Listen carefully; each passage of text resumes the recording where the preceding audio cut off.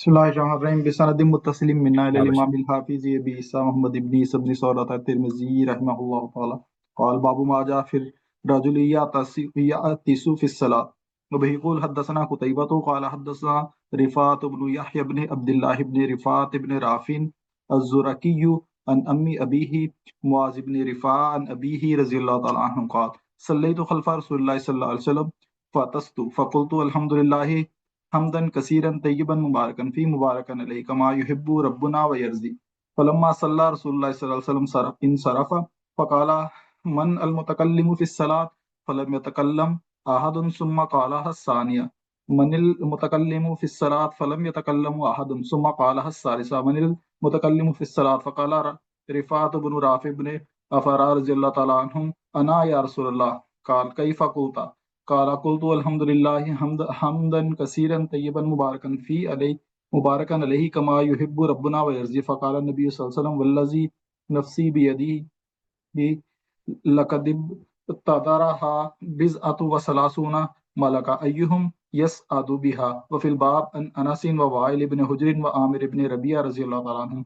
قال أبو عيسى حديث رفاعة رضي الله تعالى عنه حديث حسن. وكان هذا الحديث عند بعض أهل العلم أنه في التطوع لأن غير واحد من التابعين قالوا إذا اعتصى الرجل في الصلاة المكتوبة إنما يحمد الله في نفسه ولم يوسعوا بأكثر من ذلك.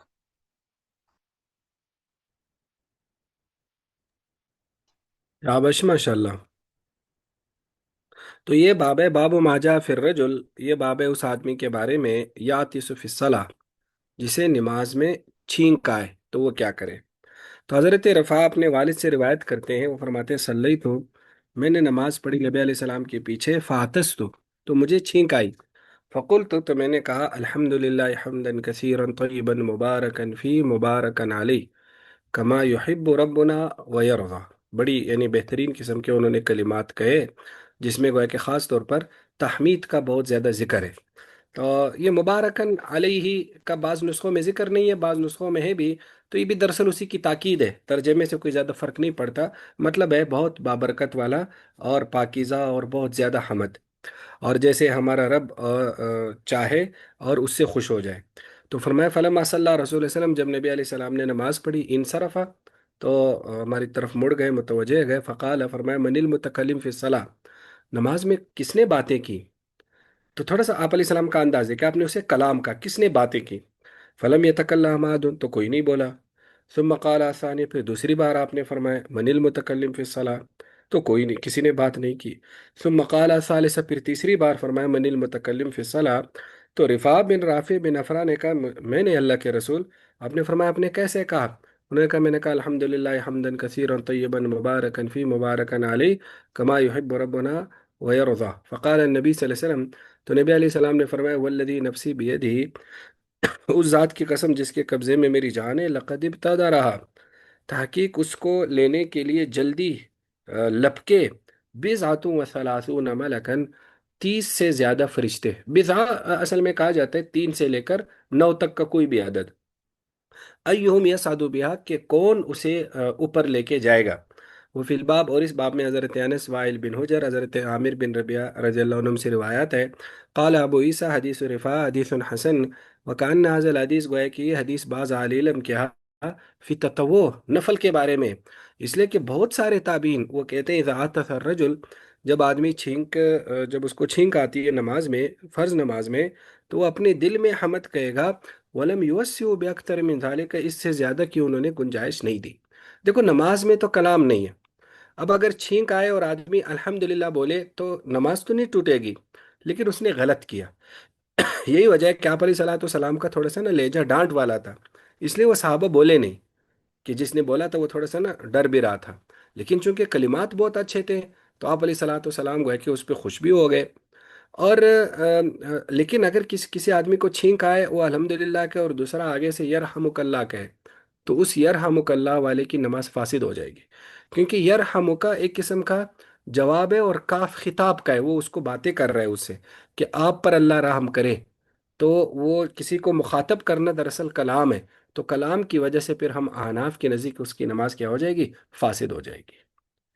जी आगे।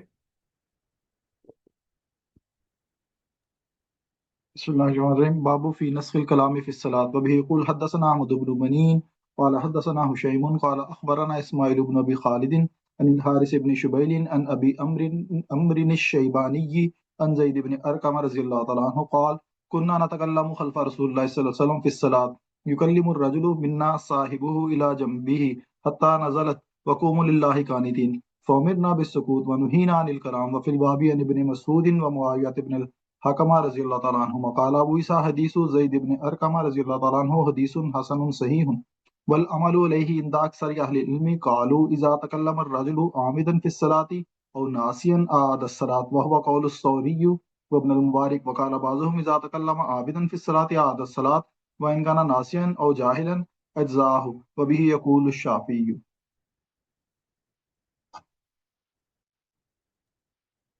شابش ماشاء اللہ. یہ باب ہے بابن فی نسخ الکلام فی الصلاح، کہ نماز میں کلام کا منسوخ ہو جانا. تو حضرت زید بن ارقم کہتے کہ کنہ نتکلم، ہم باتیں کیا کرتے تھے نبی علیہ السلام کے پیچھے نماز میں. یکلم الرجل، آدمی بات کرتا تھا ہم میں سے، صاحب ہو اپنے ساتھی سے، علاجم بھی جو اس کے پہلو میں ہوتا تھا، یعنی جو قریب کھڑا ہونے والا ساتھی تھا تو اس سے بات کرتا تھا. حتی نزلت، یہاں تک کہ آیت نازل ہوئی وقوموا للہ قانتین. تو فَأُمِرْنَا بِالسُّكُوتِ، قوموں کا مطلب ہوتا ہے اللہ کے لیے کھڑے ہو جاؤ، قانتین با ادب ہو کر. تو با ادب میں پھر یہ ہے کہ خاموش ہو کر کھڑے ہو جاؤ. تو پھر ہمیں خاموشی کا حکم دیا گیا، وَنُهِينَا عَنِ الْكَلَامِ، اور کلام سے ہمیں منع کیا گیا.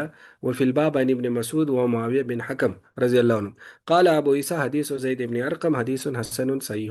یہ احناف کی بہت بنیادی دلیل ہے، غالباً یہ بخاری وغیرہ میں بھی آ رہی ہوگی. تو اس میں بہت مطلق الفاظ ہے. فَأُمِرْنَا بِالسُّكُوتِ، ہمیں خاموش رہنے کا حکم دیا گیا. وَنُهِينَا عَنِ الْكَلَامِ، کلام سے ہمیں منع کیا گیا. اب اس میں تمام کلام آ گئے، آمدن ہو یا بھول کر ہو، یا اسی طرح نماز کی اصلاح کے لیے ہو، یا جو بھی ہو، جس مقصد کے لیے بھی ہو. تو اس سے احناف استدلال کرتے ہیں. تو باقی جتنی بھی روایات آ رہی ہے نماز میں کلام کی، تو ہم اس حدیث کی بنیاد پر ان کو منسوخ مانتے ہیں. والعمل علیہ عند اکثر اہل العلم قالوا اذا تکلم الرجل، جب آدمی بات کرے عامدن بالقصد، قصدن فی الصلاۃ، نماز میں، او ناسین، یا بھول کر، تو نماز کا اعادہ کرے گا. وہ قول الثوری ابن المبارک. وقال بعضهم اذا تکلم عامدا فی الصلاۃ، اگر عمد یعنی بالقصد بات کرے نماز میں تو نماز کا اعادہ کرے گا. اور اگر ناسین ہو، یعنی بھول کر کا مطلب ہے اسے یاد ہی نہیں کہ وہ نماز میں، او جاہلن، بے خبر. جاہل کا مطلب ہوتا ہے اسے پتہ ہی نہیں ہے کہ نماز سے کلام سے میری نماز ٹوٹ جائے گی، اجزا ہو، تو پھر اس کی اجازت ہے. وہ بھی یقول شافی. جی آگے. بسم الله الرحمن الرحيم باب ما جاء في الصلاة عند التوبة به يقول حدثنا قتيبة قال حدثنا أبو عوانة عن عثمان بن المغيرة أن لي بن ربيعة أن أسماء بن الحكم الفزاري قال سمعت عليا رضي الله تعالى عنه يقول إني كنت رجلا إذا سمعت من رسول الله صلى الله عليه وسلم حديثا نفعني الله منه بما شاء أن ينفعني به وإذا حدثني رجل من أصحابه استحلفته فإذا حلف لي صدقته وإنه حدثني أبو بكر وصدق أبو بكر قال سمعت رسول الله صلى الله عليه وسلم يقول ما من رجل يذنب ذنبا ثم يقوم فيتطهر ثم يصلي ثم يستغفر الله إلا غفر الله له ثم قرأ هذه الآية والذين إذا فعلوا فاحشة أو ظلموا أنفسهم ذكروا الله إلى آخر الآية. وفي الباب عن ابن مسعود وأبي الدرداء وأنس وأبي أمامة ومعاذ وواصلة وأبي اليسار رضي الله تعالى عنه واسمه كعب بن عمرو قال أبو عيسى حديث علي رضي الله تعالى عنه حديث حسن لا نعرفه إلا من هذا الوجه من حديث عثمان بن المغيرة وروى عنه شعبة وغير واحد فرفعوه مثل حديث أبي أمانة ورواه سفيان الثوري ومسعر فكفاه ولم يرفعه إلى النبي صلى الله عليه وسلم وقد روي عن مسعر هذا الحديث مرفوعا أيضا. شابش ماشاء اللہ. تو یہ باب ہے اس بارے میں، باب ما جاء، جی، فی الصلاۃ عند التوبہ، کہ توبہ کے وقت نماز پڑھنا، یعنی اگر کوئی گناہ ہو جائے اور انسان اس گناہ سے توبہ کرنا چاہے تو اس وقت نماز پڑھے، نفل پڑھے. تو اسما بن حکم فزاری کہتے ہیں کہ میں نے حضرت علی رضی اللہ تعالیٰ عنہ کو فرماتے ہوئے سنا، وہ فرما رہے تھے انی کنت رجلا، میں ایک ایسا آدمی ہوں، اذا سمے تو جب میں سنتا ہوں نبی علیہ السلام سے کوئی حدیث ہے، یا جب میں سنتا تھا نبی علیہ السلام سے کوئی حدیث، نفعن اللہ منہ، کہ اللہ اسے مجھے کوئی بھی نفع دے دیتا، بما شاء، جو اللہ نے چاہا، اینفعنی بھی، جو بھی مجھے نفع دے، یعنی مجھے جب کوئی حدیث نبی علیہ السلام سے میں سنتا تھا تو اس سے فائدہ اٹھاتا تھا، مطلب یہ۔ وَإِذَا حَدَّثَنِي رَجُلٌ مِّنْ أَصْحَابِي، جب آپ کے صحابہ میں سے کوئی مجھے آدمی کوئی حدیث بیان کرتا، استحلفت، تو میں اس سے قسم لیتا، فَإِذَا حَلَفَ لِي، جب وہ قسم کھا لیتا، صدقت، تو پھر میں تصدیق کرتا، یعنی تھوڑی سی جانچ کرتا کہ واقعی انہوں نے نبی علیہ السلام سے یہ حدیث اسی طرح سنی ہے یا نہیں۔ پھر فرمایا وَإِنَّهُ حَدَّثَنِي ابو بکر، فرمایا پھر ابو بکر نے مجھے حدیث یہ سنائی، وَصَدَقَ ابو بکر، اور حضرت ابو بکر نے سچی بولا ہے، یعنی وہ فرماتے ہیں حضرت ابو بکر سے میں نے قسم نہیں لی۔ تو اتنا، یعنی ظاہر ہے حضرت ابو بکر سے کیسے کون کون آدمی قسم لے سکتا ہے جن کا لقب ہی صدیق ہو؟ تو قال، وہ کہتے ہیں سمیت رسول اللہ علیہ وسلم، کہ حضرت ابو بکر نے فرمایا میں نے نبی علیہ السلام کو فرماتے ہوئے سنا، ما من رجل، نہیں ہے کوئی ایسا آدمی، یذنب ذنبا، جو ایک ایسا گناہ کرتا ہے، کوئی گناہ کرتا ہے، ثم یقوم، پھر وہ کھڑا ہو جاتا ہے، فیتطہر، وضو کر لیتا ہے، ثم یصلی، پھر نماز پڑھ لیتا ہے، ثم یستغفر اللہ، پھر وہ اللہ سے استغفار کرتا ہے، الا غفر اللہ لہ، مگر اللہ اسے بخش دیتا ہے۔ پھر آپ نے یہ آیت تلاوت کی کہ والذین، وہ لوگ، اذا فعلوا فاحشۃ، جب وہ کوئی بے حیائی کا ارتکاب کرے، او ظلموا انفسہم، یا اپنی جانوں پر ظلم کرے، ذکر اللہ، تو وہ اللہ کو یاد کر لیتے ہیں، الی آخر الآیہ۔ وفي الباب عن ابن مسعود وابي الدرداء وانس وابي امامه ومعاذ وواصل وابي اليسر واسمه كعب بن عجر۔ آگے اس حدیث پر تھوڑی سی امام ترمذی نے بحث کی ہے، تھوڑی سی سندن، لیکن اس سے پہلے اس حدیث سے متعلق دو باتیں اپنے ذہن میں رکھنی ہے۔ ایک بات تو یہ ہے کہ حضرت علی رضی اللہ تعالیٰ عنہ جب کسی صحابی سے حدیث سنتے ہیں تو انہیں قسم دیتے ہیں، ان سے پہلے تحقیق کرواتے ہیں کہ واقعی آپ نے یہ حدیث سنی ہے آپ علیہ السلام سے یا نہیں۔ اس سے علماء نے یہ جرح و تعدیل، یہ پورا اصولی بات اس سے اخذ کی ہے کہ ہم نے کس کی بات پر اعتماد کرنا ہے، کس کی بات پر اعتماد نہیں کرنا، یعنی جو جو لوگ مجروح ہیں، یعنی جن پر کوئی نہ کوئی عیب ہے، تو ان کی بات پر اعتماد نہیں کرنا، اور جو لوگ عادل ہیں، ثقہ ہے، با اعتماد ہے، تو ان کی حدیث کو لینا ہے۔ تو دیکھو حضرت علی نبی علیہ السلام کے معاملے میں صحابہ تک سے قسم لیتے تھے، تو ایک تو یہ بات ثابت ہوتی ہے، تو لہٰذا جرح و تعدیل جو ہے یہ باقاعدہ صحابہ سے بھی ان کی چیزیں ثابت ہیں۔ اور دوسری بات یہ ہے کہ وہ فرماتے ہیں کہ حضرت ابو بکر نے جب وہ مجھ سے بیان کرتے تھے تو میں ان سے قسم نہیں لیتا تھا، کیونکہ انہیں ان پر اعتماد تھا، اعتماد۔ اب یہاں سے ایک ظاہر ہے، جب ہم دیکھو حدیث کو یا صحابہ کرام کو دیکھنے کے یا اس جو ہماری اولین تاریخ ہے، ہسٹری ہے، اس کے دیکھنے کے ہماری اس ہسٹری میں دو زاویے ہیں یا دو میتھڈ ہے۔ ایک میتھڈ جو اہل سنت کا ہے، اور ایک میتھڈ جو اہل تشیع کا ہے۔ اب اس میں تو کافی ساری باتیں، لیکن اسی حدیث سے ریلیٹڈ ایک بات آپ نے ذہن میں رکھنی ہے کہ اب جو اہل تشیع جس طرح صحابہ کرام کا ایک نقشہ پیش کرتے ہیں، اس سے ایسا لگتا ہے کہ وہ اس میں اکثر تو منافق تھے ان کے بقول، اور نبی علیہ السلام کے جاتے ہی وہ ان کا نفاق باہر آیا، ایون حضرت ابو بکر ہو گئے، حضرت عمر ہو گئے، نعوذ باللہ حضرت عثمان ہو گئے، اور اسی پر بھی بس نہیں کیا انہوں نے نبی علیہ الصلوۃ والسلام کی جو صریح احادیث تھی کہ حضرت علی کو خلیفہ بناؤ، انہوں نے حضرت علی کی اس حوالے سے بھی مخالفت کر دی، اس نص کی مخالفت کر دی، اور خلافت پر قبضہ کر لیا۔ پھر حضرت علی بھی عجیب شخصیت ہے کہ ان کو آپ علیہ السلام نے اپنا نائب بنایا، اپنی جگہ پر بٹھایا، وہ ان لوگوں کے ساتھ رہے، ان لوگوں سے کوئی لڑائی جھگڑا نہیں کیا جنہوں نے ان سے خلافت چھینی تھی، جو منافق ہو گئے تھے۔ تو اور عجیب و غریب ایک ہمیں وہ تصویر جو ہے نا وہ سامنے آتی ہے اس صدر اول کی، یا پہلی جو نسل ہے اسلام کی۔ تو ظاہر ہے اگر وہ پہلی نسل اس طرح سے ہے تو پھر نعوذ باللہ یہ تو نبی علیہ السلام کی ناکامی ہے نا، یعنی اس کا نتیجہ خود بخود یہ ماننا پڑے گا کہ نعوذ باللہ نبی علیہ السلام کی محنت تو ناکام ہو گئی۔ آپ 23 سال میں ایسا معاشرہ نہیں تیار کر سکے جو ایک آئیڈیل معاشرہ ہو۔ تو یہ نا کبھی آپ لوگوں کو موقع ملے تو حضرت ابو الحسن علی ندوی رحمہ اللہ کی کتاب ہے دو متضاد تصویریں، آپ میں سے کسی نے پڑھی ہے؟ اس میں انہوں نے یہی ایک جو تھیسز ہے وہ پیش کیا ہے کہ دیکھو آپ اس میں نہ پڑھے کہ یہ شیعہ ہے، یہ سنی ہے، شیعوں کی کتاب میں یہ آ رہا ہے، سنیوں کی کتاب میں یہ آ رہا ہے۔ آپ اس کو ذرا ایک نیوٹرل ہو کر سوچیں کہ نبی علیہ السلام کا تیار کردہ معاشرہ کیسا ہو سکتا ہے؟ جو ایک تصویر ہمیں اہل تشیع کی کتب سے سامنے آتی ہے اور ایک تصویر ہمیں اہل سنت کی کتب سے سامنے آتی ہے، تو نبی علیہ السلام کی شخصیت کو دیکھتے ہوئے کون سی تصویر صحیح ہو سکتی ہے اور کس تصویر سے کس قسم کے نتائج سامنے آتے ہیں؟ تو گویا کہ اہل تشیع کا جو ایک بنیادی وہ تھیم ہے، جو ان کا بنیادی دعویٰ ہے، جس طرح وہ صحابہ کی تصویر پیش کرتے ہیں، تو اس کے بڑے ہولناک نتائج ہیں، قطع نظر اس کی کہ وہ سندن بھی صحیح نہیں ہے، لیکن بہرحال اس چیز اب یہاں دیکھو، حضرت علی تو حضرت ابو بکر پہ اتنا اعتماد کرتے کہ ان سے قسم ہی نہیں لیتے حدیث کے معاملے میں، جبکہ اہل تشیع ہمیں بتاتے کہ یہ تو جانی دشمن تھے ایک دوسرے کے، انہوں نے ایک دوسرے کی خلافتیں چھینی تھی، وراثتیں چھینی تھی، یہ چیزیں چھینی تھی، تو ظاہر ہے یہ ایک عجیب و غریب اس کا گویا کہ ایک تصویر ہے۔ باقی یہ بات کہ صلاۃ التوبہ اصل میں مسنون ہے یا مستحب ہے کہ آدمی کی کوئی گناہ ہو جائے، کوئی بڑا گناہ ہو جائے، تو استغفار توبہ صلاۃ نماز کی شکل میں کرے، کہ اسی نیت سے وضو کرے، اسی نیت سے 2 رکعت نفل پڑھے اور توبہ کر لے۔ لیکن ظاہر ہے استغفار کے لیے نماز پڑھنا ضروری نہیں ہے، بغیر اس نماز کے بھی استغفار ہو سکتا ہے اور انسان کو استغفار کرتے رہنا چاہیے۔ لیکن بہرحال اگر کوئی بڑا گناہ ہو جائے، پھر خاص طور پر وہ حقوق اللہ میں سے، حقوق العباد میں سے نہ ہو، کہ حقوق العباد میں پھر وہ بندہ بھی انوالو ہو جاتا ہے، اس کے ساتھ بھی اپنا معاملہ پھر کلیئر کرنا ہوتا ہے، تو اگر وہ حقوق اللہ میں سے ہو تو ایک بہترین طریقہ یہ بھی ہے۔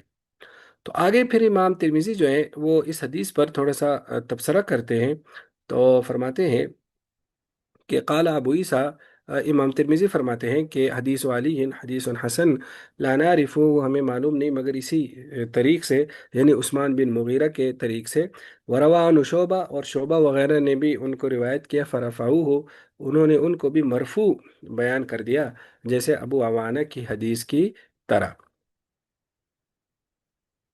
اور آگے وہ فرماتے ہیں ورواہ سفیان سوری، سفیان سوری اور مسار نے جب اسے بیان کر دیا فاوقفاہ، انہوں نے اس کو موقوف بیان کیا، یعنی حضرت علی کا قول بیان کیا، ولم یرفعہ، اور انہیں مرفوع بیان نہیں کیا، انہیں نہیں پہنچایا نبی علیہ السلام تک، اور مصر سے اس حدیث کو مرفوع بھی مروی ہے، یعنی اس حدیث کو کچھ لوگ ڈائریکٹ نبی علیہ السلام تک پہنچاتے ہیں، کچھ لوگ حضرت علی تک ہی اس کو رکھتے ہیں، تو دونوں گویا کہ اس میں سندیں ہیں۔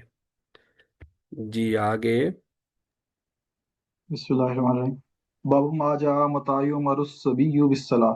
وبه يقول حدثنا علي بن حجر قال أخبرنا حرملة بن عبد العزيز بن ربيع بن صبرة الجهني عن أمه عبد الملك بن ربيع بن صبرة عن أبيه عن جده رضي الله تعالى عنه قال قال رسول الله صلى الله عليه وسلم علموا الصبي الصلاة ابن 7 سنين واضربوه عليها ابن 10. وفي الباب عن عبد الله بن عمرو رضي الله تعالى عنهما قال ابو عيسى حديث ابن صبرة بن معبد الجهني رضي الله تعالى عنه حديث حسن صحيح وعليه العمل عند بعض اهل العلم. وبه يقول احمد واسحاق وقال ما ترك الغلام بعد 10 من الصلاة فانه يعيد. قال ابو عيسى وصبرة رضي الله تعالى عنه هو ابن معبد الجهني ويقال هو ابن اوسجة. شابش، یہ باب ہے، باب ماجا متا یؤمر الصبی، کہ کب ایک بچے کو حکم دیا جائے گا نماز کا۔ تو حضرت ربی بن صبیر اپنے والد اپنے دادا سے روایت کرتے ہیں، نبی علیہ السلام نے علم الصبی الصلاۃ، بچے کو نماز سکھائیں ابن 7 سنین، 7 سال کی عمر میں، وضربوہ علیہ، اور پھر نماز پر اسے مارے، ابن عشرہ، جب وہ 10 سال کا ہو جائے۔ وفی الباب عن عبداللہ ابن عمر رضی اللہ عنہ قال ابو عیسیٰ حدیث صبرہ بن معبد الجوہنی حدیث حسن صحیح، وعلی العمل، اور اسی پر عمل ہے بعض اہل علم کیا، یہ احمد اسحاق کا قول ہے، اور وہ کہتے ہیں ما ترک الغلام بعد 10 من الصلاۃ، یعنی امام احمد اسحاق فرماتے ہیں کہ جو لڑکا چھوڑ دے 10 سال کے بعد نماز، تو وہ دوبارہ لوٹائے گا، یعنی اس پر نماز فرض ہو گئی ہے۔ قال ابو عیسیٰ وصبر ابن معبد الجوہنی ویقال ابن اوسجہ۔ تو دیکھیے اس میں یہ ہے کہ یہ 7 سال سے، جب 7 سال کا ہو جائے تو انہیں نماز سکھانا چاہیے کہ بھائی اس طرح سے قیام کرتے، اس طرح سے پڑھتے ہیں، اور 10 سال کے بعد 3 سالوں میں گویا کہ وہ نماز سیکھنے سکھانے میں گزرے گا۔ 10 سال کے بعد بھی اگر وہ نہیں پڑھتا، یہ چھوڑ دیتا ہے، تو اس پر اسے ڈانٹنا چاہیے، مارنا چاہیے۔ تو کیا 10 سال کے بعد کیوں مارنا چاہیے؟ کیا 10 سال کے بعد وہ بالغ ہو جاتا ہے؟ تو امام احمد اس کی یہی تشریح کرتے ہیں کہ وہ بالغ ہو جاتا ہے، تو اس لیے اب اس کو اس پر 10 سال کے بعد کیا ہے، نماز جو ہے نا وہ گویا کہ فرض ہے۔ لیکن حناف یہ کہتے ہیں کہ نہیں، یہ 10 سال کے بعد مارنا بھی اسی لیے تاکہ بلوغ سے پہلے پہلے اس کی عادت بن جائے. تو جب اس کی عادت بن جائے تو اس لیے اس کو وہ عادت ڈالنے کے لیے اس کو مارا جاتا ہے، ورنہ بلوغ نہیں. تو باقی بندہ کب بالغ ہوتا ہے، ظاہر اس کا تعلق زیادہ تر اس نیچر کے ساتھ ہے، یا انسان کے جو جتنے ہر علاقے میں یہ مختلف ہو سکتا ہے. لیکن بہرحال اس کی کچھ علامات ہیں، اگر تو علامات سے انسان بالغ ہو جائے، احتلام ہو جائے یا عورتوں کو حیض آ جائے، تو اس کا مطلب ہے وہ بالغ ہو گئے. یا پھر یہ ہے کہ اگر کوئی کسی علامت سے ظاہر نہیں ہو رہا، تو پھر امام صاحب کے 17 سال اور صاحبین کے 15 سال پر تقریباً وہ بالغ ہو جاتا ہے. تو اس کے بعد پھر گویا کہ ہم اس کو یقینی طور پر بالغ سمجھیں گے. تو یہ پھر عمر سے اس طرح سے اندازہ لگائیں گے. تو گویا کہ 10 سال محض اس کی عادت ڈالنے کے لیے ہے. اور اس سے ایک ہمیں ایک چیز سامنے آتی ہے کہ یہ جو بچوں کا دماغ ہوتا ہے نا، یہ ظاہر ہے صاف تختی کی طرح ہوتا ہے نا. تو جو چیز ایک ماں باپ اس کے اندر انڈیلیں گے تو وہی ساری زندگی کے لیے ہوگا. تو اس عمر میں بہت ساری عادات ڈلوائی جا سکتی ہے، جیسے نماز کی ہو گئی، مسجد کی ہو گئی، اسی طرح جتنے بھی آداب وغیرہ ہوتے ہیں یہ گویا کہ ڈلوائے جا سکتے ہیں. اور اسی سے ایک اور چیز جو ظاہر حدیث کی اس سے سامنے آتی ہے کہ بچوں کو مارا بھی جا سکتا ہے، جس طرح آج کل کہا جاتا ہے نا، مار نہیں پیار. تو یہ دونوں شیپ چلتے ہیں، یعنی ہمارے اسلام میں اگر ہم دیکھیں، وہ صرف یہ نہیں ہے کہ بھائی صرف پیار سے کریں، نہیں، تھوڑا سا ڈرائیں بھی. تو ڈرانا یا مارنا یہ کوئی منع نہیں. ہاں، اس کی اپنی خاص ظاہر باؤنڈریز تو ہے، اس کی حدود بھی ہے کہ کتنا مارنا ہے، کس جگہ پر مارنا ہے، اور کہ کس بات پر مارنا ہے، اس سارے الگ ہے. لیکن ایسا ہے کہ مار ہے ہی نہیں بچوں میں، ایسا نہیں ہے. بلکہ بچوں میں ایک ڈر بھی ہونا چاہیے، اور ڈر سے پھر بسا اوقات احترام بھی ہوتا ہے. دوسرا، مارنے سے ایسا ہوتا ہے کہ اس بچے کے اندر اطاعت بھی آتی ہے نا. یعنی یہی وجہ ہے کہ آپ نے دیکھا ہوگا، تجربہ کیا ہوگا کہ وہ خاندان یا وہ بچے جو بہت ہی زیادہ لاڈ سے پالے گئے ہوں، تو وہ باغی بہت ہوتے ہیں. کہ اگر ان پر تھوڑی سی سختی کر دی جاتی ہے، تھوڑی سی بات کر دی جاتی ہے، تو ایک خاص قسم کی بغاوت چلکتی ہے. تو آج کل جو ہمارے معاشرے میں عمومی طور پر بچوں میں بغاوت ہے نا، اس کی جہاں اور وجوہات ہے، ایک بڑی وجہ یہ مار والی بات بھی ہے کہ اس کو باقاعدہ ایسا شجر ممنوع قرار دیا گیا کہ مارنا ہی نہیں. تو اس میں ظاہر ہے ایک تو جدید تہذیب بھی، یہ جدید تہذیب کا یہ نظریہ ہے کہ بھائی کہ کوئی کسی پر زبردستی نہیں کر سکتا. ایون والدین بھی اپنے بچوں پر نہیں کر سکتے، نہ استاد شاگردوں پر کر سکتے ہیں. کوئی کسی پر زبردستی نہیں کر سکتے. ایک تو دراصل وہ جو نظریہ ہے نا، وہ ادھر ہمارے اندر بھی آیا ہے. اور دوسری بات اس میں ایک بہت بڑا اہم جو مؤثر چیز ہے، یا جس نے برا اثر پیدا کیا، وہ ظاہر ہے ایسے واقعات ہے کہ جو خاص طور پر مذہبی طبقے میں، علماء میں یا حفاظ قاریوں میں زیادہ تر، کہ وہ بچوں کو اتنا زیادہ مارتے ہیں جس کی وجہ سے لوگوں کو مار سی قسم کی نفرت ہو گئی. تو ورنہ تو احادیث میں تو بیوی کو بھی مارنے کی اجازت ہے، بیوی کو بھی مارا جا سکتا ہے، پیٹا جا سکتا ہے باقاعدہ. اور غیر مبرح کا لفظ ہے کہ بھائی ایسا نہ مارے کہ نشانات ہو یا ہڈی وڈی ٹوٹ جائے، تو مار سکتے ہیں. اور ریاض الصالحین وغیرہ میں وہ حدیثیں آ رہی ہیں، اور وہ بخاری و مسلم سے اٹھائی گئی ہے. تو گویا کہ یہاں تک بھی اجازت ہے. ظاہر ہے بعض خواتین بھی ایسی ہیں کہ اگر وہ ترغیب سے نہ ہو تو ان کو تھوڑا سا ڈرایا دمکایا جائے، اس سے بھی ایک اچھا اثر ہوتا ہے. بھائی مقصد تو یہ کہ گھرانہ قائم رہے نا. تو اگر اس میں بغاوت بہت زیادہ ہے یا ایسا ہے، تو اس کو مار سے بھی اس کو یعنی قابو کیا جا سکتا ہے.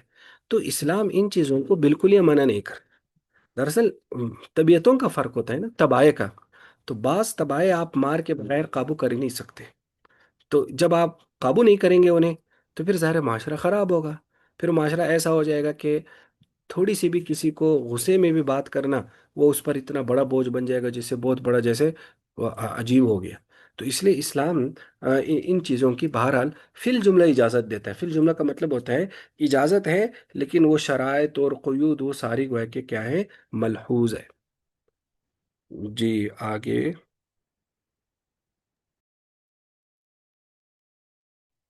بسم الله الرحمن الرحيم. باب ما جاء في الرجل يحدث بعد التشهد. وبه يقول حدثنا أحمد بن محمد قال حدثنا ابن المبارك قال أخبرنا عبد الرحمن بن زياد بن أن عبد الرحمن بن رافع وبكر بن سوادة أخبراه عن عبد الله بن عمرو رضي الله تعالى عنهما قال قال رسول الله صلى الله عليه وسلم إذا أحدث يعني الرجل وقد جلس في آخر صلاته قبل أن يسلم فقد جازت صلاته. وفی نسخۃ العلامہ احمد شاکر زیادہ بعد قولی محمد ابن موسل ملک مردویہ قال ابو عیسیٰ ھذا حدیث لیس اسنادہ بالقوی وقد اضطربوا فی اسنادہ وقد ذهب بعض اہل العلم الى ھذا قالوا اذا جلس مقدار التشہد واحدث قبل ان يسلم فقد تمت صلاته وقال بعض اہل العلم اذا احدث قبل ان يتشہد او قبل ان يسلم اعاد الصلاة وهو قول الشافعی وقال احمد اذا لم يتشہد وسلم اجزاه لقول النبي صلی اللہ علیہ وسلم وتحلیلها التسلیم جی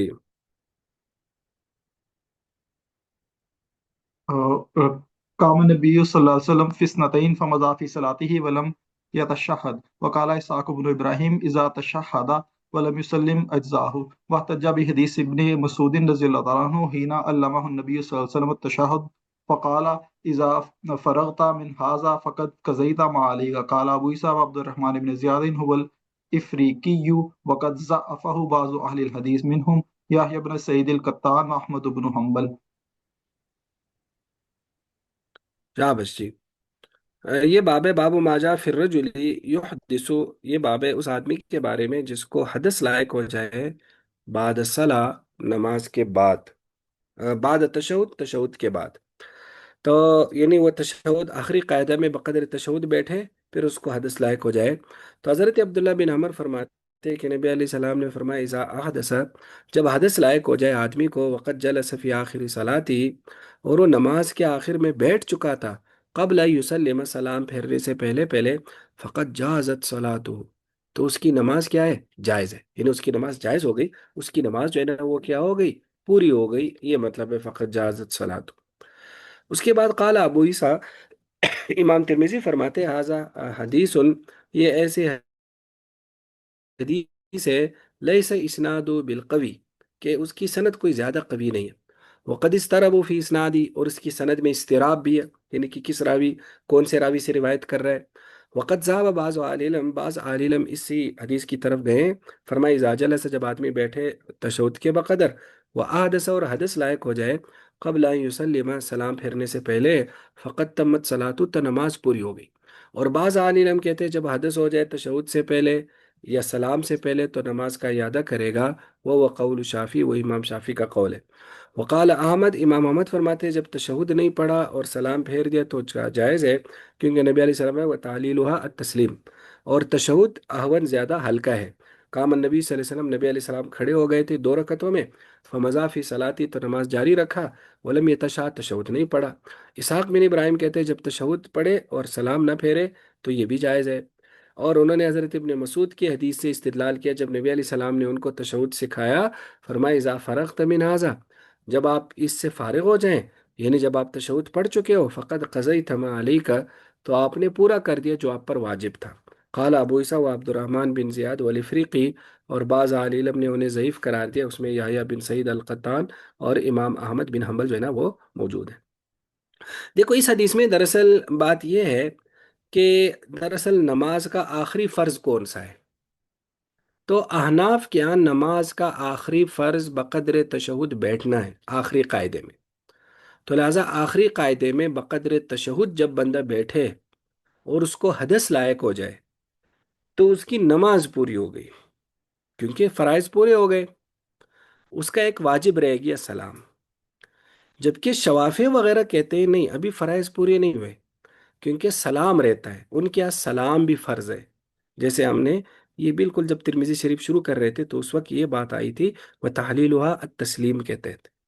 تو گویا کہ اس کو یوں اس کو دیکھا جاتا ہے. پھر خاص طور پر احناف میں تھوڑا سا اس کو مزید اس طرح سے ڈیٹیل میں بیان کیا جاتا ہے کہ اگر بقدر تشہد بیٹھنے کے بعد آدمی جان بوجھ کر حدث کرے یا نماز کو توڑے، کوئی ایسا کام کرے جس سے نماز ٹوٹ جائے، تو اس کا گویا کہ نماز پوری ہو گئی اور واجب رہ گیا. تو جب آدمی جان بوجھ کر واجب چھوڑتا ہے نا تو وہ نماز مکروہ تحریمی ہو جاتی ہے، پھر اس کو دوبارہ اعادہ ضروری ہے. اگر اعادہ نہ کرے تو نماز تو ہو گئی اس کی. اور اگر بقدر تشہد بیٹھنے کے بعد خود بخود اس کی نماز ختم ہو گئی، جیسے اس کو حدث ہو گیا یا کوئی اور ایسا اس کے اختیار میں نہیں تھا، कुछ हो गया, जैसे मसलन सूरज निकल आया फजर की नमाज में, या इसी तरह वो तयम्मुम वाला था, उसने पानी देख लिया, तो ऐसी सूरत में उसकी नमाज मुकम्मल हो गई, क्योंकि वो वाजिब उसने जानबूझकर नहीं छोड़ा। तो इस तरह से उसको यूं वह के बयान किया जाता है हनाफ क्या। लेकिन बाकी आइमा क्या, सलाम जो है वो ज़रूरी है, तो इसलिए सलाम के बगैर अगर वो करेंगे तो बाकी आइमा के यहाँ उसकी नमाज जो है ना वो मुकम्मल नहीं हुई। ये समझ में आ गया या नहीं आया? जी सही है। बाकी देखो, एक बात मेरे जहन में खटक रही है, असल में बात जब बंदा करता है किसी और सेंस में कहता है, समझने वाले किसी और सेंस में समझ लेते हैं। ये जो मैंने कहा ना मारने की इजाज़त है, तो इसका मतलब ये नहीं है कि भाई मारना इस्लाम इसकी तरगीब देता है या कहते हैं इसे मारे। असल में जब हम हदीस पढ़ते हैं या जो सहाबा और नबी अलैहि सलाम की सीरत पढ़ते हैं, तो बुनियादी एक मकसद ये होता है कि इस जदीद तहजीब का ओवरऑल मुआजना हो हमारी जो इस्लामी तहजीब है उसके साथ, उसके जो मेजर डिफरेंसेस है ना वो सामने आए बस। बाकी इस डिटेल में नहीं जाया जाता कि भाई इसके अंदर फिर क्या शराइत है, क्या तफसीलात है, और किस तरह से इस्लाम ने उसको किस तरह से डिज़ाइन करके बताया है, वो तफसीलात है ही नहीं। तो लिहाजा जब ओवरऑल जब एक तकाबुल कर दिया जाता है, तो उससे ये ना समझा जाए कि भाई जैसे मसलन कोई इस्लाम कहता है कि अब बच्चों को मारो औरतों को भी मारो, ऐसा है नहीं। ये बात समझ में आ गई माशाल्लाह, आप समझदार हैं। लेकिन फिर भी जाहिर है बस औकात कोई नहीं पूछ पाता या वो गलत समझ लेता है, तो इसलिए वो ये ज़रूरी है ताकि कहीं ऐसा ना हो कि आप लोग इस्लाम का नुक्ता नज़र ही गलत समझ लें। क्योंकि असल में बाज़ चीज़ें हमारे यहाँ ना सेंसिटिव बन गई है, तो वो हसासियत की वजह से अगर उसमें थोड़ी सी भी बात की जाए ना तो उसका एक गलत मतलब ले लिया जाता है। तो ये मारने वाला मसला भी ऐसा है, ये बड़ा हसास मसला हो गया है, बच्चों के हवाले से भी और औरतों के हवाले से तो बहुत ही ज़्यादा हसास है। तो अगरचे हदीस में इसको बड़ा नापसंद किया गया, नापसंद किया गया कि यानी कि एक आदमी अपनी बीवी को मारे, और हदीस में यूँ अल्फाज है कि फिर मसलन वो रात उसके साथ गुजारे। भाई दिन को मारता है और रात उसके साथ गुजारता है, तो और वैसे भी किसी खातून को मारना ये बहुत ही ज़्यादा गैर मर्दानगी की दलील है। तो मर्द को तो मर्दों को मारना चाहिए ना, औरतों को बंदा क्यों मारे? तो लेकिन बहरहाल इसके बावजूद बाज़ अहादीस ऐसे हैं जिसमें बताया जाता है कि आदमी से नहीं पूछा जाएगा कि उसने क्यों अपनी बीवी को मारा, तो उसकी अलग तशरीहात है। तो उसमें एक तशरी और भी है, तो क्या कि इसमें भी कुछ ना कुछ उसकी इजाज़त मिलती है। और वजरिबू गैर मुबर्रह वजरिबू हन्ना, इसकी कुछ शायद वो कुरान पाक में भी अल्फाज है। तो गोया कि फिल जुमला इजाज़त है। वो ज़ाहिर है नेचर को और तबाह को देख कर उसको देखा जाता, तो वो जो जदीद तहजीब है ना इसने मुकम्मल बैन कर दिया कि भाई ये है ही नहीं इसका कोई।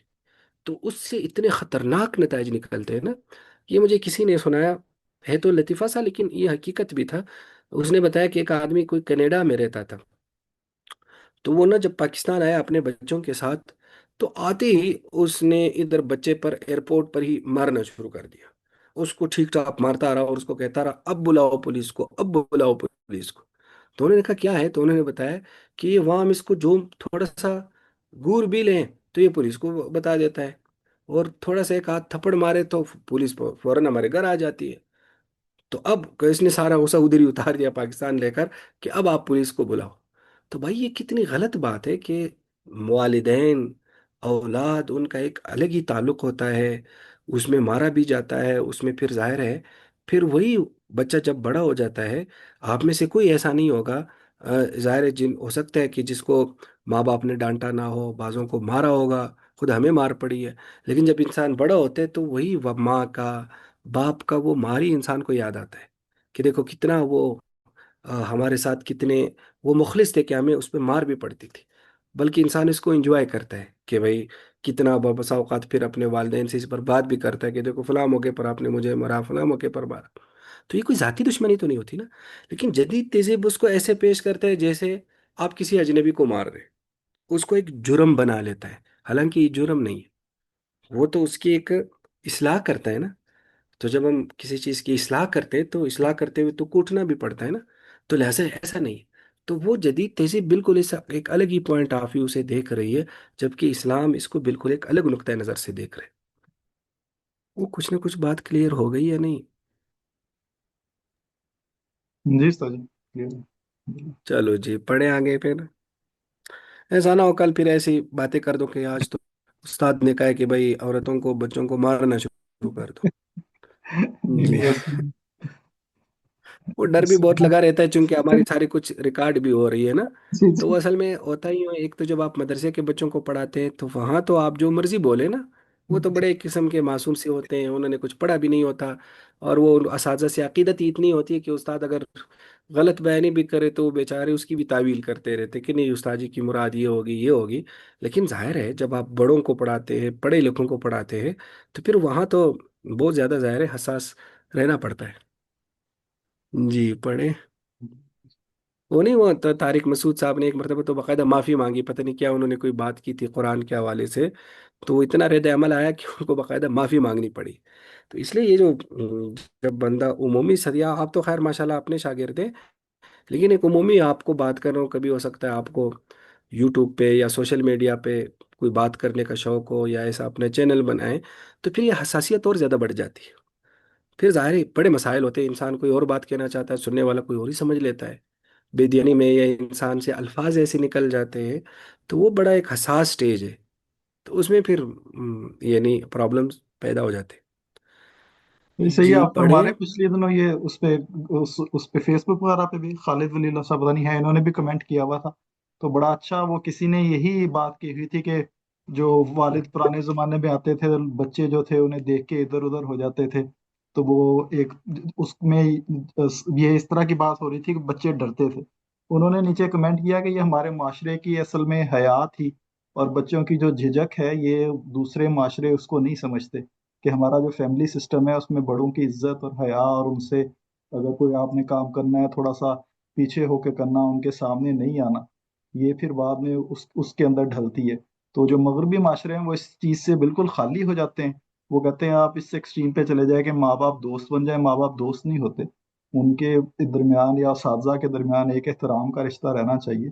तो एक ये वाला जो एंगल है इसको लोग नहीं समझते। तो ये जो आप बातें फरमा रहे हैं वो बेसिकली उसी के साथ रिलेट करती हैं। तो ये हाँ हमारे माशरे जबरदस्त। में जी ज़ाहिर है फिर जबरदस्त फिर वो बगावत हो जाती है ना, फिर वो बच्चे जी बागी बन जाते हैं क्योंकि बच्चों को कभी मार की डांट की आदत ही नहीं हुई होती माशरे में। तो जी वो फिर बच्चा तो जाहिर है इतना कामिल दिमाग उसका नहीं है ना। तो फिर उसके उसके अंदर एक खास किस्म की सरकशी या एक खास किस्म की बेअदबी आ जाती है, और एक खास किस्म की अना भी आ जाती है। देखो मार से इंसान की अना पर भी काफी असर पड़ता है ना। जी तो वो अना भी जब होती है, वो भी जब थोड़ी सी पीटती है तो भी इंसान के अंदर एक इताअत वाला जज्बा होता है। तो आजकल तबाह में इतनी बगावतें क्यों है? यानी आज भी अगर आप पुराने माशरों में थोड़े से चले जाएं, पुराने देहात में, वालिद तो दूर की बात है, बड़े भाई की कितनी कदर की जाती है। ठीक ठाक कदर होती है बड़े भाई की, और ठीक ठाक उसकी इताअत होती है। जबकि आजकल तो बड़े भाई का ये तस्वूर ही नहीं है कि इतना ज़्यादा उसकी कदर हो। अब तो बात वालिदैन तक पहुंच चुकी है। तो मगरबी माशरा जो है ना वो इंसान को एक प्रोडक्ट के तौर पर दिखता है। वो वो कोई इंसान नहीं है, इंसान अबद है या इस खास मकसद के लिए इस दुनिया में आया है। हमने माशरे को, मैं कभी कभी ना ये ट्रम्प को देखता हूँ ना, तो मैं कहता हूँ ये मगरबी माशरे की सही तस्वीर है। इसको अगर बंदा देखे ना, तो जो मगरबी माशरे का सही नुमाइंदा है ना, कि आपने मगरबी माशरा देखना है कि हिरस क्या होता है, हसद क्या होता है, और पैसा किस तरह खुदा है, तो इसको बंदा देखिए तो बंदे को समझ आता है कि इतनी भूख है इस बंदे के अंदर, कि हैरान हो जाता है कि वो पता नहीं अपनी भूख के लिए क्या क्या करता रहता है, हिरस के लिए। तो वो इस्लाम ऐसा माशरा नहीं बनाता, वो एक अजीब गरीब माशरा बनाता है। और एक किताब आप जरूर पढ़े, आपको अगर मौका मिले, शायद मैंने पहले भी जिक्र किया हो, कि वो अबुल हसन अली नदवी साहब की किताब है, उन्होंने असल में अरबी में लिखी थी, बड़े एडिशन छप गए थे। मादा खसिर अल आलम बेनितातिल मुस्लिमीन, कि जब मुसलमानों को जवाल हो गया, मुसलमान जो है ना इस दुनिया की इमामत से माजूल हो गए, तो फिर दुनिया को क्या नुकसान पहुंचा। मुसलमानों के उरूज जवाल पर दुनिया के असरात, इस नाम से उसका तर्जमा छपा है। वो बड़ा एक ज़बरदस्त थीसिस है, एक ज़बरदस्त सोच है कि भाई 1000 साल, 1400 1200 साल तक तो मुसलमान हुक्मरान रहे, बाकी कौमें मुसलमानों के माताहत थी। अब उसके बाद फिर एक ऐसी तहजीब दुनिया पर गालिब हो गई जो खुदा की मुनकर है तकरीबन। और अब वो तहजीब इस वक्त गालिब है, अब मुसलमान महकूम है। तो अब इस ओवरऑल पूरी दुनिया का क्या फायदा हुआ, क्या नुकसान हुआ? लोग तो कहते हैं ना दुनिया का फायदा हो गया, देखो नेट बन गया और जहाज बन गए, गाड़ियां बन गई और इतनी सहूलियात आ गई, लेकिन दुनिया के हवाले से बहुत नुकसान भी हुआ दुनिया का। इंसान क्या था, क्या बना। तो उन्होंने इसको पूरी डिटेल के साथ इस थीसिस को बयान किया है कि इस जदीद तहजीब ने किस तरह इंसान को मसख कर दिया। बिल्कुल इसका ऐसा सब कुछ रिश्तों को और बहुत कुछ इंसान को ऐसा बना दिया कि इंसान दरअसल वो है नहीं जिस तरह जदीद तहजीब ने बनाया है। तो उसमें ज़ाहिर है ये चीज़ भी शामिल है। जी, ये इबारत पढ़ ली थी। नहीं, सही पढ़ते हैं। जी बिस्मिल्लाह। पढ़े। बाबू माजा इज़ा कानल मतर फस्सलातु फिर रिहाल। वबी यक़ूल हद्दसना अबू हफ्सिन अम्र बिन अली क़ाल हद्दसना अबू दाऊद तयालिसी क़ाल हद्दसना ज़ुहैर बिन मुआविया अन अबी ज़ुबैर अन जाबिर रज़ियल्लाहु तआला अन्हु क़ाल कुन्ना मअन नबी सल्लल्लाहु अलैहि वसल्लम फ़ी सफ़रिन फ़असाबना मतरun फ़क़ाल नबी सल्लल्लाहु अलैहि वसल्लम मन शाअ फ़लयुसल्ली फ़ी रहलिही व फ़िल बाब अन इब्न उमर व समुरता व बिल मलीही अन अबीही व अब्दुर्रहमान बिन समुरता रज़ियल्लाहु तआला अन्हु क़ाल अबू ईसा हदीसु जाबिर रज़ियल्लाहु तआला अन्हु हदीसुन हसनुन सहीहुन वक़द रख़्ख़स अहलुल इल्मी फ़िल क़ुऊदी अनिल जमाअति वल जुम्अति फ़िल मतारि वत्तीन। व बिही यक़ूल अहमद व इसहाक़ क़ाल समिअतु अबा ज़ुरअ यक़ूल रवा अफ़्फ़ान बिन मुस्लिम अन अम्र बिन अली हदीसन वक़ाल अबू ज़ुरअ लम अरा बिलबसरति अहफ़ज़ मिन हाउलाइ सलासा अली इब्न अल मदीनी व इब्न शाज़कुनी व अम्र इब्न अली व अबुल मलीह इस्मुहु आमिर व युक़ालु ज़ैद इब्न उसामा इब्न उमैर अल खुज़ाली रज़ियल्लाहु तआला अन्हु। शाबाश। ये बाब है बाबू इज़ाकान अलमतरू फस्सलातु फिर रिहाल। ये बाब है कि जब बारिश हो तो फिर नमाज जो है ना अपने कजावे में, यानी अपनी जो इंसान के बैठने की जगह है, कजावा कमरा, फिर उधर ही पढ़ ले। तो हज़रत जाबिर कहते हैं कि हम नबी अलैहिस्सलाम के साथ सफ़र में थे, फासा बना मतरुन, हमें बारिश पहुंची यानी बारिश हुई। फ़काल नबी सल्लल्लाहु अलैहि वसल्लम, तो नबी अलैहिस्सलाम फरमाया मनशा, जो चाहे फलिसल्ली फ़ी रहली, तो वो अपने कजावे में नमाज पढ़े।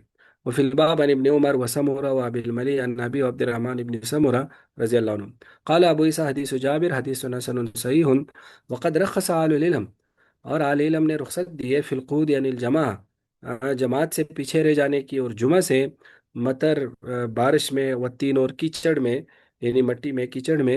यही अहमद इसहाक का कौल है। और वो फरमाते मैंने अब्बा ज़ुरा से सुना, वो कहते हैं अफ़ान बिन मुस्लिम ने रिवायत किया अमर बिन अली से एक हदीस। और अबू ज़ुरा जो कहते हैं वो कहते हैं मैंने नहीं देखा बसरा में इन तीन से ज़्यादा बड़ा हाफिज़ुल हदीस अली बिन मदीनी, इब्न शाज़कोनी और अमर बिन अली। दरअसल वो अमर बिन अली जो है ना, जो इमाम तिरमिज़ी के उस्ताद है, उनकी वो बता रहे कि वो बहुत बड़े मुहद्दिस थे। और अबुल मली उनका नाम आमिर है, वो युक़ालु ज़ैद इब्न उसामा इब्न उमैर अल हुज़ली। देखो नमाज से पीछे रह जाने के आज़ार है, मुख्तलिफ़ किस्म के आज़ार है, जिसमें मसलन बहुत ज़्यादा भूख लगना, खाना वक्त पर आ जाना जिस तरह पीछे आया था, या बहुत ज़्यादा इंसान को पेशाब आ रहा हो। इसी तरह इसमें एक उज़र है कि जब जो है ना बारिश हो रही हो और कीचड़ हो, और इंसान जो है ना उसको पता है कि नमाज पहुंचने में उसको मुश्किलात हो सकती है, तो ऐसे तौर पर भी वो नमाज छोड़ सकता है। लेकिन ज़ाहिर है उसका कोई मुतयन सा क्राइटेरिया हम नहीं बयान कर सकते, ये केस टू केस मुख्तलिफ हो सकता है। ज़ाहिर है देहात में कच्ची ज़मीनों पे थोड़ी सी भी बारिश मसला पैदा कर देती है, और पक्की ज़मीनों पे या शहरों में ज़ाहिर है बहुत ज़्यादा बारिश से भी ज़्यादा मसला नहीं होता। दो दरअसल उसमें यह है कि यानी कोई ना कोई अगर ऐसा उज़र हो, हकीकी उज़र, कि जो है ना इंसान जमात में नहीं जा सकता, तो फिर ऐसी सूरत में जमात छोड़ा भी जा सकता है। जी आगे।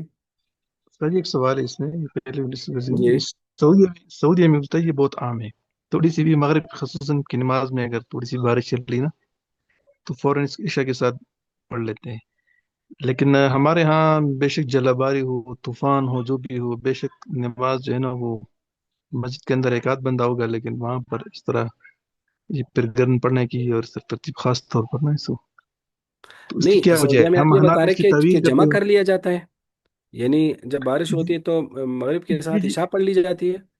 जी जी, यहाँ पर तो ये दोनों तरतीबें सही है। एक तो बहुत ज्यादा हो ना, अगर एकदम मिसाल के तौर पर मगरिब की आज बनने कम है, तो बाकायदा अजान के दौरान ना हय अल सलाह की बजाय ये अल्फाज फिर कह लेते हैं।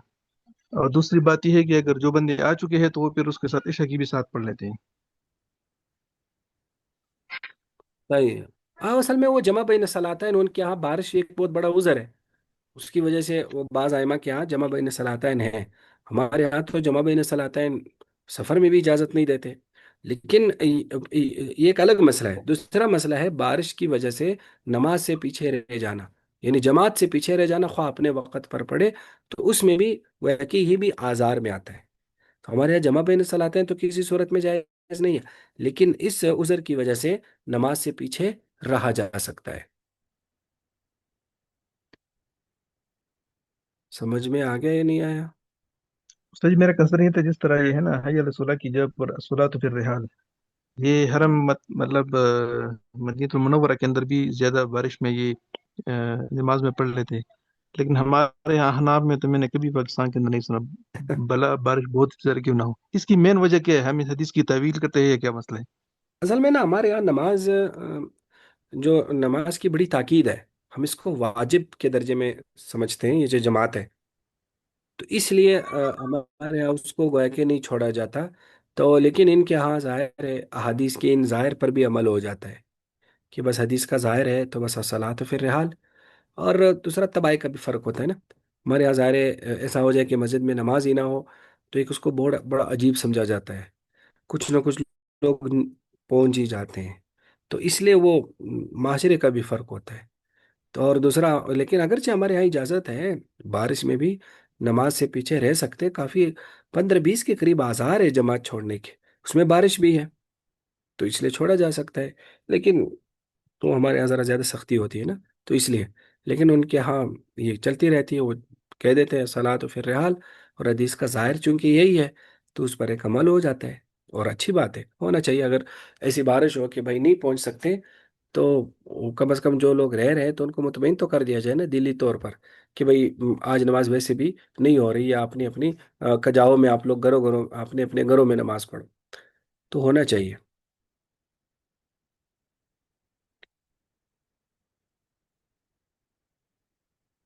جی بسم الله الرحمن آگے۔ الرحيم.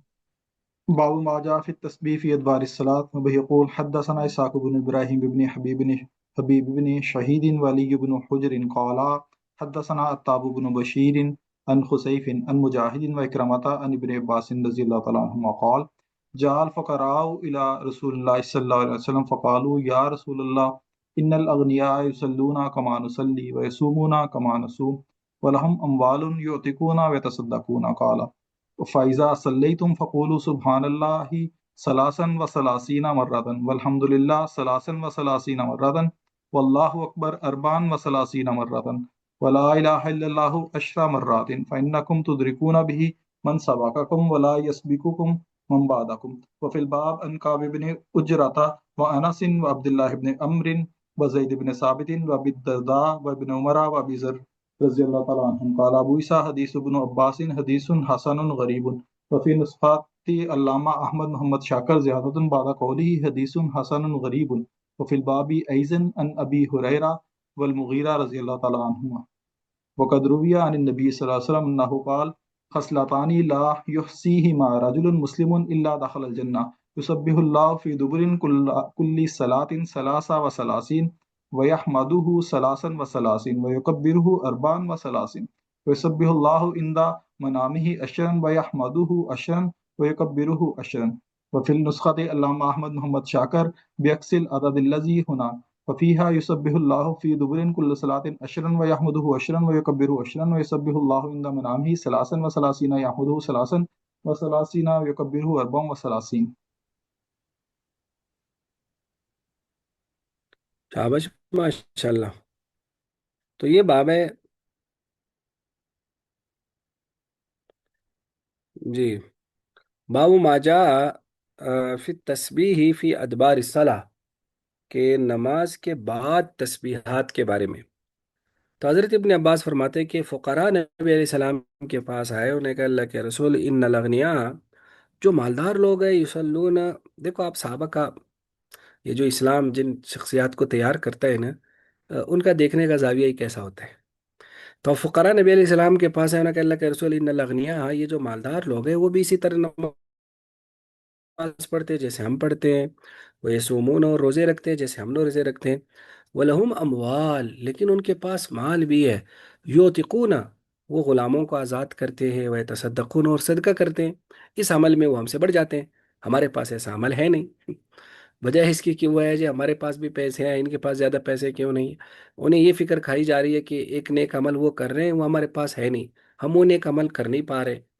قال ہے تو آپ نے فرمایا فیضا صلی تم، جب تم نماز پڑھو، فقولو تو کہو سبحان اللہ ثلاث و ثلاثین مرتن، 33 مرتبہ، 33 بار، والحمد للہ ثلاث و ثلاثین مرتن، الحمد للہ بھی 33 بار، اور اللہ اکبر اربع و ثلاثین مرتن، وہ 34 بار، ولا الہ الا اللہ عشر مرات، فرمایا فإنکم تدرکون بھی، اس کے ذریعے تم پالو گے من سبقکم، جو تم سے آگے نکل چکے ہیں، ولا یسبقکم من بعدکم، اور بعد والے تم سے آگے نہیں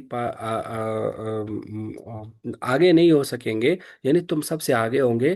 تو اس طرح سے یہ اتنا بڑا عمل ہے تو آپ علیہ السلام نے بتایا۔ تو اس کے بعد امام ترمذی فرماتے وہ فی الباب عن کعب بن عجرہ و عمر وانس وعبد الله بن عمرو وزيد بن ثابت وابي الدرداء وابن عمر وابي ذر رضي الله عنهم قال ابو عيسى حديث ابن عباس حديث حسن غریب۔ اور اس کے بعد فرماتے وقد رویہ عن نبی صلی اللہ علیہ وسلم، نبی علیہ الصلوۃ والسلام سے یہ بھی مروی ہے کہ آپ نے فرمایا کہ خصلتانی، دو عادتیں ایسی ہیں لا یحصیہما رجل مسلم، کوئی آدمی ان کا احاطہ نہیں کرتا، یعنی اس کو پورا نہیں کرتا، اس کو پابندی اس کی نہیں کرتا، مگر جنت میں داخل ہو جائے گا۔ یسبح اللہ، اللہ کی تسبیح بیان کرے ہر نماز کے بعد 33 بار، اور تحمید بیان کرے 33 بار، اور تکبیر بیان کرے 34 بار، وہ یسبح اللہ، اور اللہ کی تسبیح بیان کرے سوتے وقت 10، وہ احمد و عشرن، اور 10 بار الحمدللہ، اور 10 بار جو ہے نا عشرن۔ اور آگے کہتے ہیں کہ علامہ احمد محمد شاکر کے نسخے میں بے عکس العدد، وہ عدد دراصل اس کے برعکس سے جو یہ ہے کیسے، اس میں یسبح اللہ، اللہ کی تسبیح بیان کرے ہر نماز کے بعد 10 بار، اور تحمید بھی 10 بار، وہ یکبر ابن تکبیر بھی 10 بار، یعنی اس میں نماز کے بعد 10 بار کا ذکر ہے، اور سوتے وقت 33 بار کا ذکر ہے۔ وہ یسبح اللہ، اور اللہ کی تسبیح بیان کرے سوتے وقت 33 بار، اور تحمید 33 بار، اور تکبیر جو ہے نا وہ 34 بار۔ تو ظاہر ہے یہ تسبیحات فاطمی جس کو کہتے ہیں، جو آپ علیہ الصلوۃ والسلام نے خاص طور پر حضرت فاطمہ کو سکھایا تھا، جب انہوں نے شکایت کی تھی کہ کام زیادہ ہے، تھک جاتے ہیں، تو اس موقع پر شکایت آپ نے سکھایا تھا۔ تو نمازوں کے بعد یا سوتے وقت اس کا ورد کرنا تو یہ بہت بڑے ثواب کا باعث ہے۔ تو آپ نے کیا فرمایا کہ تم ان عمرا سے جو صدقات کرتے رہتے ہیں اور سخاوتیں کرتے رہتے ہیں، ان سے بھی آگے بڑھ جاؤ گے۔ تو بعض روایت میں آتا ہے کہ وہ جب اغنیا کو پتہ چلا تو انہوں نے بھی یہ عمل شروع کر دیا۔ پھر فقراء آئے تو اس وقت پھر آپ علیہ الصلوۃ والسلام نے فرمایا کہ یہ اللہ کا فضل ہے، جس کو چاہے دے دیتا ہے۔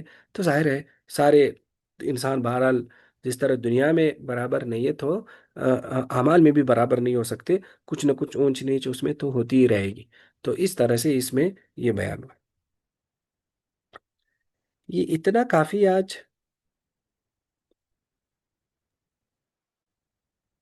جی ٹھیک ہے استاد۔ یہ ایک آدھ باب اور پڑھنا ہے؟ یہ والا پڑھ لیتے ہیں پھر ختم، یہ اس سے ملتا ہی ہے۔ پڑھ لیں جی، بالکل پڑھیں جی۔ بسم الله الرحمن الرحيم. باب ما جاء في الصلاة إلى الدعوة في التين والمطر. وبه يقول حدثنا يحيى بن موسى قال حدثنا شبابة بن سوار قال حدثنا عمر بن الرماح عن كثير بن زياد عن عمرو بن عثمان بن يالا بن مرة عن أبيه عن جده أنهم كانوا مع النبي صلى الله عليه وسلم في سفر فانتهوا إلى مزيك فحضرت الصلاة فمطروا ومطر السماء من فوقهم والبلة من أسفل منهم فأذن رسول الله صلى الله عليه وسلم وهو على راحلته وقام فتقدم على راحلته فصلى بهم يوم إيماء فيجعل السجود أقبل من الركوع. قال أبو عيسى هذا حديث غريب تفرد به عمر بن رماح البلخي لا يعرف إلا من حديثه وقد روى عنه غير واحد من أهل العلم وكذا روي عن أنس بن مالك رضي الله تعالى عنه أنه صلى في ماء وطين على دابته والعمل على هذا عند أهل العلم وبه يقول أحمد وإسحاق. شاباش ماشاء اللہ جی۔ تو یہ باب ہے، باب ما جاء فی الصلاۃ علی الدابہ، یہ باب ہے کہ جانور پر نماز پڑھنا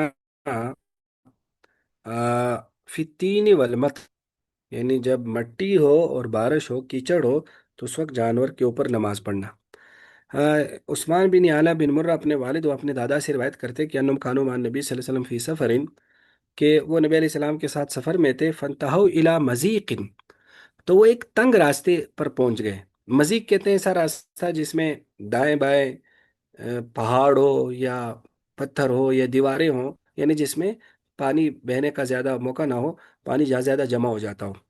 تو فحضرت الصلاح، تو نماز کا وقت ہو گیا، فمطر السماء، تو ان پر آسمان سے بارش آئی، من فوقہم، اوپر سے، والبلۃ من اسفل منہم، اور نیچے سے تری یعنی پیدا ہو گئی اور کیچڑ وغیرہ بن گیا۔ فاذن رسول اللہ علیہ وسلم، تو نبی علیہ السلام نے اعلان کیا، آپ اپنی اذان دی آپ نے، جبکہ آپ سواری پر تھے، وہ اقام اور اقامت بھی کہی، فتقدم، اور آگے بڑھ گئے اپنی سواری پر، فصلی بہم، آپ نے ان کو نماز پڑھائی، یؤمی، ایمان، اشارے سے، یہ جعل السجود اخفض من الرکوع، تو آپ سجدہ جو ہے وہ رکوع سے کچھ نیچے کر رہے تھے، یعنی تھوڑا سا زیادہ جھک رہے تھے سجدے میں۔ قال ابو عیسیٰ حدیث حاضہ حدیث غریب، کہ یہ حدیث جو ہے نا یہ واقعی غریب ہے۔ تفرد بھی، یعنی ان کو اکیلے بیان کیا عمر بن رما البلخی نے، لا یعرف، ہمیں معلوم نہیں ہے حدیث مگر انہی کے حدیث سے، وقد روان، اور بہت سارے علم نے ان سے روایت لی ہے، اور اسی طرح حضرت انس بن مالک سے کہ انہوں نے نماز پڑھی پانی میں اور کیچڑ میں، علی دابتی، اپنی جانور پر، اور عمل اسی پر اہل علم کیا، یہی احمد اور اسحاق کا قول ہے۔ دیکھو اس کو یوں سمجھ لیں کہ اگر تو سواری پر نماز پڑھنا، اگر تو ایسی حالت ہو کہ انسان نیچے نہیں اتر سکتا، خواہ کسی بھی وجہ سے، کوئی بھی معقول عذر ہے، جیسے دشمن پیچھے لگا ہوا ہے، یہ اس طرح اتنا دلدل ہو کہ اگر نماز پڑھیں گے تو بہت سارے انسان کے کپڑے گندے ہو جائیں گے یا سجدہ ہی نہیں کر سکے گا، تو ایسی صورت میں پھر آدمی سواری کے اوپر نماز جو ہے نا وہ گویا کہ پڑھ سکتا ہے، اور کھڑے کھڑے ادھر ہی نماز جو ہے نا وہ پڑھ لے۔ لیکن بہرحال فرائض میں ذرا زیادہ ظاہر سختی ہوگی، اور نوافل میں ذرا بہت زیادہ آسانی ہوگی، لیکن فرائض میں گویا کہ باقاعدہ معقول عذر جو ہے نا وہ ہونا چاہیے۔ لیکن اس میں یہ ہے کہ ہمارے یہاں پھر یہ ہے کہ جماعت کیا کر سکتے ہیں یا نہیں، تو ہمارے یہاں پھر جماعت جائز نہیں ہے، امام صاحب کیا اور امام ابو یوسف کیا۔ دراصل نا ہم اس کو یوں سمجھتے ہیں کہ جب جو لوگ سواری پر الگ الگ ہیں نا، تو ہم ان کو الگ الگ مکان سمجھتے ہیں، کہ یہاں اتحاد مکان نہیں ہے۔ ہاں اگر ایک سواری پر دو تین سوار ہے وہ تو جماعت کرا لے، لیکن جو الگ الگ سواریوں پہ بیٹھے ہوئے تو ان کی جگہ الگ الگ ہے، تو یہ گویا کہ اتحاد مکان نہ ہونے کی وجہ سے ہمارے یہاں پھر جماعت جو ہے نا وہ جائز نہیں ہے، اور وہ نہیں پڑھ سکتا جماعت کے ساتھ، اکیلے اکیلے فرادہ جو ہے نا وہ پڑھیں گے۔ لیکن احناف میں سے امام محمد کیا وہ کیا کر سکتے ہیں، پڑھ سکتے ہیں۔ یہ سمجھ میں آ گیا یا نہیں آیا؟ جو سجستہ جی، پچھلی تو جو ہم نے وہ حدیث تھی اس میں ہم نے کہا تھا کہ وہ لفظ آ گیا ہے جو حضور نے سواری پہ نماز پڑھی تو نفل نماز پڑھی تھی، یہاں پہ تو یہ لگ رہا ہے کہ فرض نماز ہی ہوگی جس کی اقامت بھی کہی ہے اور پھر وہ پڑھائی ہے جماعت ایسا کے ہی ہے، بالکل بالکل فرض نماز ہی، بالکل ایسا ہی ہے۔ فرض نماز ہمارے یہاں بھی پڑھی جا سکتی ہے، اگر واقعی عذر ہو، بارش ہو رہی ہو اور نیچے کیچڑ ہو، آدمی وہاں نماز پڑھنا ہوتا ہے نا، بس اوقات پاسبل ہی نہیں ہوتا، کافی مسائل ہوتے ہیں، یا تو بندہ سارے ہی مٹی میں مل جائے، اس میں پھر ظاہر پانی بہ رہا ہے یا اتنا کیچڑ ہے، تو سواری پر کھڑے کھڑے پڑھ سکتے ہیں۔ لیکن ہمارے یہاں پھر جماعت نہیں ہو سکتی، اکیلے اکیلے نماز پڑھیں گے، جماعت نہ پڑھے۔ جی ٹھیک ہے۔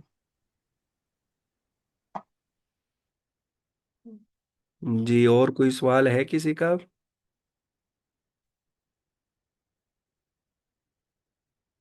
تو جی یہ ایک سوال ذہن میں آیا ہے کہ جو یہ ان کی فرض آواز تو نمازیں اتنی سلو ہے جیسے وہ کسی کنویں سے بول رہے ہیں، یا آپ لوگوں کو بھی ایسے لگ رہا ہے؟ جی استاد جی سلو ہے، اطہر بھائی مائک کے پاس ہو کے بولیں۔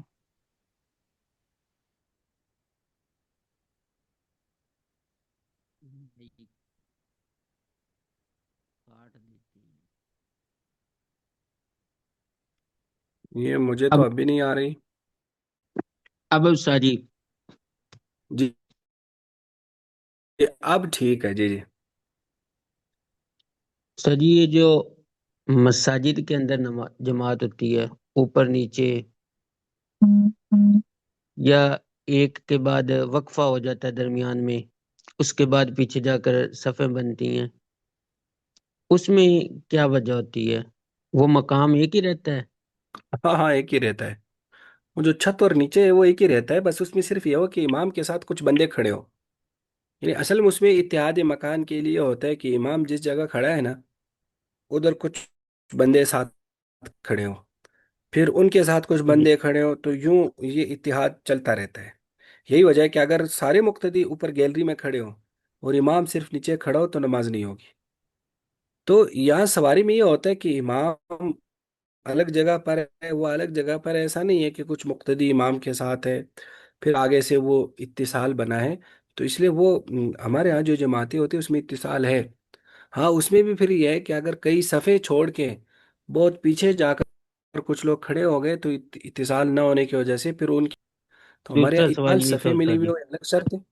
جی، اور جی استاد جی، دوسرا سوال کیا یہی تھا؟ تھا استاد جی کہ درمیان ہاں تو میں دیکھو گیپ آ اتصال، گیا ہاں دو چار شاباش، صفوں کا۔ گیپ نہیں آنا چاہیے، 3 صفوں سے زیادہ کا گیپ نہیں آنا چاہیے۔ مجھے 3 صفحے ہی یاد پڑ رہی ہے، تو 3 صفوں سے زیادہ کا اگر گیپ آ گیا نا تو پھر نماز صحیح نہیں ہوگی۔ یعنی ان 3 صفوں میں کوئی بھی کھڑا نہیں۔ اگر ایسا ہے کہ 3 صفوں میں تھوڑے تھوڑے لوگ کھڑے ہیں، پھر آگے جا کر چوتھی صف میں لوگوں نے پوری صف بنا لی، ادھر تھوڑے تھوڑے لوگ کھڑے تو اتصال ہو گیا، ایک آدمی بھی کھڑا ہو تو اتصال ہو گیا۔ یہ کہ 3 صفیں بالکل خالی ہے تو پھر وہ اتصال نہ ہونے کی وجہ سے ان کی بھی پھر نماز نہیں ہوتی۔ جی اس میں تھوڑی سی مزید بھی تفصیلات ہیں، وہ مسجد کبیر ہے، مسجد صغیر ہے، کچھ ہے تھوڑی سی تفصیلات، ایسا نہیں ہے۔ لیکن بہرحال اوورال اس کا یہی ہے کہ 3 صفیں عام طور پر بڑے اجتماعات میں، بڑی مساجد میں 3 صفیں، لیکن کچھ ایسی جو بالکل چھوٹی مساجد ہے نا، اس میں پھر صفوں کا اعتبار نہیں ہوتا، وہ پھر ایک ہی شمار ہوتی ہے۔ جو چھوٹی مساجد ہے وہ ایک ہی شمار ہوتی ہے، تو اس میں اگر تھوڑا سا دور جا کر بھی بندہ کھڑا ہو، خواہ وہ 3 صفیں ہی صحیح، لیکن وہ اگر اوورال اس کا ایریا چھوٹا ہے تو اس کو پھر وہ مکان واحد شمار کیا جاتا ہے۔ لیکن اگر کھلا میدان ہو یا بڑی مساجد ہو تو پھر اس میں صفوں کا اعتبار ہوتا ہے۔ اور استاد جی یہ اب مسئلہ سمجھ میں آ گئی؟ جس طرح سے تراویح ہے وہ نفل نماز بن جاتی ہے، اس کے لیے بھی یہی حکم ہوگا؟ کیا چیز؟ کہ وہ نفل نماز کیسے بن جاتی ہے؟ کیا مطلب نفل استاد جی نماز بن جس طرح جاتی ہے؟ سے تراویح کی جماعت ہوتی ہے سنت، جی تراویح ہوتی ہیں استاد جی، جی جی، تو پھر میں نے دیکھا ہے کہ ایک بعض جگہ پہ یعنی کہ سپیکر لگا کر کچھ دور خواتین کو کوئی 5 یا ایک مسجد کے باہر بیٹھ کے 1 2 کو میں نے دیکھا ہے اس طرح سے، تو وہ مسجد بھی کافی بڑی ہوتی ہے، تو وہ اس میں کوئی گنجائش نکلتی ہے؟ نہیں، اگر اتصال نہ ہو تو گنجائش نہیں نکلتی، اتصال ہونا چاہیے، ٹھیک ہے، ٹھیک اتصال جو ہے ہے نا وہ ضروری ہے۔ سمجھ میں آ گیا؟ جی استاد جی۔ اور کسی کا کوئی سوال ہے؟